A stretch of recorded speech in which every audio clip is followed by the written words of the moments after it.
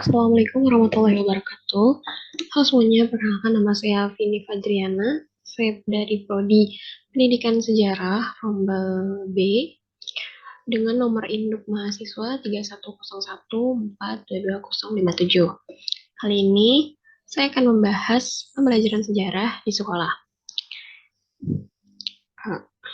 Oke, yang pertama ada pengertian sejarah dulu. Jadi sejarah itu kejadian masa lalu yang dipelajari karena memberi perubahan atau efek yang besar pada suatu waktu.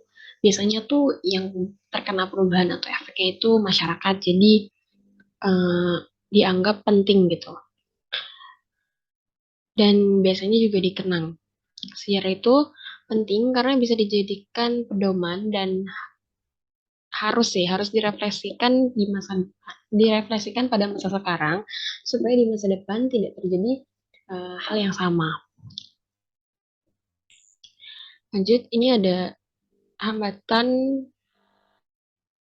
pembelajaran sejarah di sekolah dengan sumber yang berasal dari guru sejarah ketika SMA. Ini guru sejarah kelas 10 dan kelas 12. Beliau bilang ada tiga. Pertama, literasi siswa yang kurang. Yang kedua, isi sejarah yang di buku pelajaran masih berasal dari historiografi kolonial. Yang ketiga, materi yang sudah tidak valid masih ada dalam buku sejarah yang di kurikulum sekolah. Jadi materi yang sudah tidak valid tapi masih ada di buku sejarah sekolah sehingga masih dipelajari. Oke, lanjut. Ini ada cara menanggulangi atau solusi dari permasalahan yang tadi. Yang pertama itu membiasakan kegiatan membaca di kelas. Sebenarnya untuk membiasakan kegiatan ini tuh sudah ada apa ya, kegiatan yang mendukung gitu. Kayak ada pojok baca di kelas. Di setiap kelas waktu SMA itu ada, cuman buku bacaan mengenai sejarah itu kurang. Dan kebanyakan itu novel. Mungkin nanti ke depannya bisa diperbanyak lagi buku sejarahnya. Atau bisa juga guru membawa materi, kemudian siswa yang mengembangkan materi tersebut dengan baca, terus tapi guru tetap mendampingi gitu. Terus yang kedua, ada penghargaan baca buku. Ini sebenarnya sebagai bentuk motivasi aja supaya siswa mau baca buku. Ini pernah terjadi di SMP. Jadi setiap saya setelah selesai baca buku, itu diberi seperti kayak pin pin apa ya? Pin bros dengan label nama sekolah gitu. Itu jadi penghargaan setiap mengirimkan resensi buku gitu.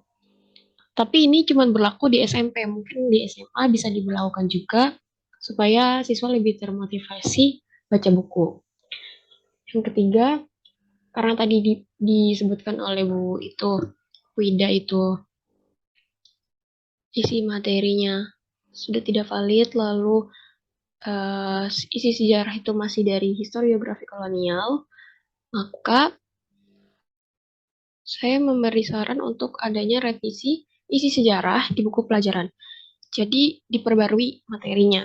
Isi-isi materi di buku ajar itu ya diupdate sesuai dengan fakta yang ada, sesuai dengan sumber yang lebih valid, yang lebih valid gitu, yang lebih relevan juga dengan keadaan sekarang gitu. Jadi menyesuaikan. Yang keempat itu kebijakan kurikulum. Nah, karena buku-buku tadi sudah sorry. Buku-buku yang tadi itu sudah diperbaharui isi materinya, tinggal kebijakan kurikulum yang melakukan pembaharuan buku tersebut ke tiap sekolah-sekolah. Jadi ganti buku gitu. Ini yang terakhir itu ada kesimpulan. Kesimpulannya tuh hambatan pembelajaran sejarah di sekolah itu kan bergantung pada buku ajar. Jadi ya otomatis bergantung dengan kurikulum. Sedangkan isi buku ajar tersebut bisa sudah tidak valid lagi informasinya. Sebenarnya untuk materi sejarah yang sudah tidak valid itu kalau untuk sekedar informasi tidak apa-apa. Tapi kalau untuk pelajaran sepertinya memang harus yang sudah sesuai dengan faktanya gitu. Jadi perlu ada pembaharuan atau revisi di setiap isi sejarah yang sudah tidak relevan lagi. Itu. Oke. Ah, sekian dari saya. Mohon maaf atas segala kekurangannya. Saya tutup presentasi kali ini. Wassalamualaikum warahmatullahi wabarakatuh.